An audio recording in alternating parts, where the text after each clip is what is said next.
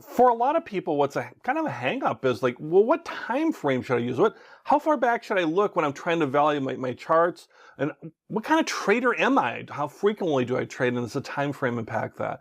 And that it does. The length of the time that you consider for your technical analysis can change the way you look at things for sure.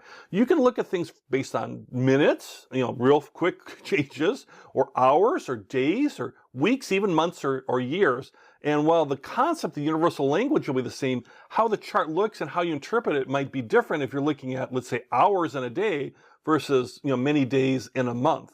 And there's kind of things where you hear about, there's certain types of traders like day traders, that have terminology around that, or a swing trader, an active trader, different things. For right now, I don't want you to worry about any of that. You don't have to worry about your time frame. You might already have a feel like, oh, I want to be a day trader. Or I just want to trade every once in a while. All that's okay. You don't have to pick your time frame right now. In fact, your time frame will kind of pick you as you go through things and you start paper trading and practicing and backtesting. You might find that you actually like or gravitate towards another one as you get through the course. Again, the tools and indicators will apply no matter what the time frame. So for example, a day trader would constantly buy and sell during the day, right? They're constantly buying and selling, they're doing that. And at the end of the day, the whole idea of day trading is you're going to close out all these positions, or basically things that you bought, and then you're going to sell them at the end of the day. So you don't carry anything forward, no stock or security or anything that you're going to carry forward in the next day.